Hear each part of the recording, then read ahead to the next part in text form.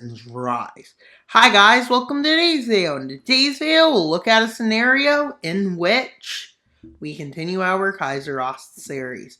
This is part 13, season 2. Yeah, and it's no longer where it was. Maybe I'll have the Kaiser come back. Yeah, that's probably a good idea at some point. But in the Balkans, the nation of Turkey, Romania, and Yugoslavia meet in, let's say, Zagreb, because I can't pronounce the capital, Slovenia. They come up with a plan to divide Greece, Albania, and Bulgaria. Why? Because they want power. With the nation of Pakistan, at this point, seeking some expansion into Indian territories for years of Indian occupation, is what they call it. And Russia wants to get the north back and the south. They want to get all their territories back, but they can't yet. But not long after this video, with Yugoslavia declaring its will to expand in Albania. They start their invasion of Albania. Bulgaria comes to their defense. Without being ready, Romania joined, with Bulgaria's plan being a swift invasion of southern Serbia will take them out, as their militaries have been improving since the Unifist collapse. They believe they need to do this to save Albania's legal right to sovereignty. But Turkey decides to join. And if anybody's to bring another nation, remember, it's Turkey. They then declare war on Greece. As you can see, this war has begun, with their first offensive being made. And they quickly seize Greek island. Can the Greeks and Bulgarians survive this war? Or will they collapse? Well, they fall out of the most northern part of their front. With Albania's capital, Tirana, falling. Yeah, they lost their capital too.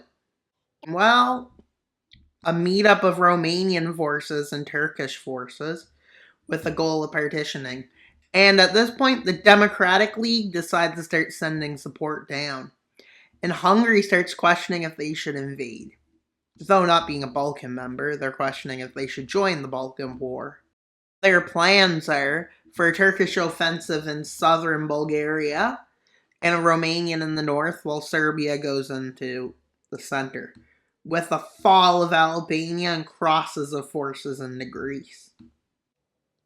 With Bulgaria refusing to surrender and fighting fiercely in all parts of the country, which slows the invasion of the occupying forces. And at this point, aid from the Democratic League starts going in. So they respond by building a blockade to block Ukraine from using the, straits. Iraq's are saying we could expand and create a Mesopotamian state taking over all of the region. With Hungary seeing this war as more likely to benefit them if they join the blue team. Which, despite the blue team struggling, they're starting to push back, but the red team pushes Bulgaria back. But don't worry, Bulgaria can deal with it. With the capital of Albania breaking out into the second battle of Tirana as it falls. With the entrance of Hungary into the war. Though never part of the thumbnail, they do enter the war. With their invasions in northern Yugoslavia and northern Romania quickly not going so well. They barely take any land. With them connecting up with the Polish, Romanian, and Ukrainian front lines, so now they can get aid in through there. With them now being just held back. With Italy joining the green team to launch a quick and swift invasion, their goal to take lands. in the Dalmatian areas. Well, quickly they march their troops in. They even make a landing down the coast further, and quickly they take over the Dalmatian coast. And they quickly meet with the red team over a peace treaty, which is agreed upon. So let's question an attack, which is believed to be a benefit. With problems starting to happen for the red team, as the red team's struggling with supply lines and struggling to do anything with their navy that well, as Yugoslavia lost most of its naval power, which leads to a joint Bulgarian-Greek offensive into the southern part of the country. They thought what they did was a good idea, but they then lose their coast. And it connects here. The forces making it for the attack on Belgrade, which is a success. With the collapse of Yugoslavia, quickly Romanian troops move in to occupy some of it. But that was kind of pointless, they realized, as they failed to get to the capital, Belgrade. And Hungary's starting to move into Moldavia. Or Moldova. Or Bessarabia. I don't know what they have it named as. Well, that happens. And Turkey gets pushed back. But then they push the Bulgarians back. But they realize they're soon going to need to leave this war, so they decide to hold the lands they occupy. So when the war ends, they can keep it. And Bulgaria then manages to take Bucharest and start moving into Romanian territory, with Romania being refusive to surrender until they lose all their coast. And then they agree to surrender, with Turkey agreeing to go to the peace treaty on the promise they get some of the lands they occupy. So let's see the Yugoslavia was reduced in size, and Romania. Ukraine and Poland took some lands because they were given. Turkey took some lands. Bulgaria gained land. Greece got its territories that was occupied back, except a few islands. And Albania gained lands, and Hungary gained land. And a meeting is held in Budapest, in which the official creation of the Budapest Pact is made. And the Budapest Pact is a defensive alliance aimed to protect the Balkan nations. And it was signed in Hungary. With some lands from that area Pakistan wants and all of those territories, so Pakistan decides to go to war with them. And the thing is, this causes problems to occur with many nations isolating Pakistan. And a few of the Indian states are against it, but they don't join the war because they aren't ready for war because they're still rebuilding.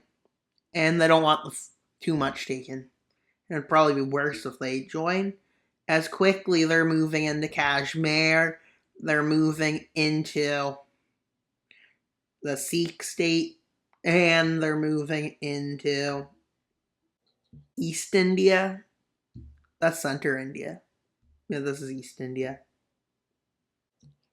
Right, no, that's West India. And quickly they start pushing back. With Pakistan pushing so far, but they get a small counter-offensive is launched by the remnants of the state, with the capital of the state quickly being seized. I think it's around here. So then the Sikh state collapses, crumbling, and the rest of Pakistan crumbles. So let's see the peace treaty. Doubled its size and increases population substantially. The state over there decides to join Central India, which is a move that they shouldn't make, and they get pushed back. But since that's not much, and they're trying to protect their territories, they claim that they're doing this in order to protect their people from, basically stuff like that. Well, Russia offers annexation to North Russia, and the North Caucasian Republic. The North Caucasian Republic holds a vote, and the vote ends up ruling them in favor. So now they move on to step 2 of their invasion plan, an invasion of. They're going to invade northern Russia, a move that prohibited by international law at this point. They say maybe we should intervene with these moves they're making because they're breaking international norms. And they get close to joining, but then a march in St. Petersburg happens and demonstrators hold Russian flags. But with their voices not being heard by this to join, a referendum is held. 90% say yes to it, but the government then calls it illegitimate, with a march in its capital, St. Petersburg, capturing it. But they still don't have enough to say they captured the government. So Russian troops march in to meet up with these troops. And as you can see, not a single gunshot is made. Yeah, not a single gunshot is heard. Nobody fights. There's not even a fight, resistance, or anything. So people just started siding. Like, the soldiers that didn't rebel are just switching sides.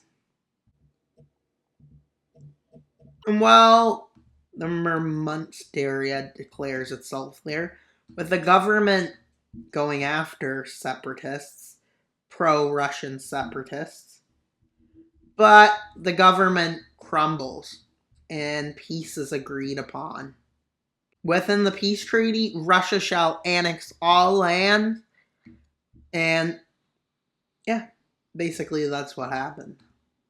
Within China, they realize these are threats, and they're the nation to talk the harshest against this, saying that if another one occurs, them and Central Asia will invade. Why Central Asia? Because Central Asia is moving towards more pro-Chinese stance, and China also offers the Central Indian state if they want defense, along with Japan and Korea, which they agree to defend each other in case of war, but they don't sign a formal alliance. But in their meeting in Shanghai, they agree to defend each other in case of war. They also bring Siberia in Mongolia, and everybody agrees, with the state of Iraq deciding if it should or shouldn't invade Turkey. Because it fears that if it doesn't do something to expand its power, it's going to be partitioned by the 3 nations. So its worry for that is that it needs to expand. And then the Liberty Alliance asked some other nations if they would like to join, with Austria agreeing to join, along with southern Germany, Rhine, the Benelux, South Spain, Galicia, Catalonia, Morocco, and pretty much that's all for now. But the Chechnyan state decides to join for its own protection. So, that's pretty much all for today's video. Please like, subscribe, and comment. Wild Mapper out, but not until you subscribe. Bye, guys! Have a great day, and subscribe!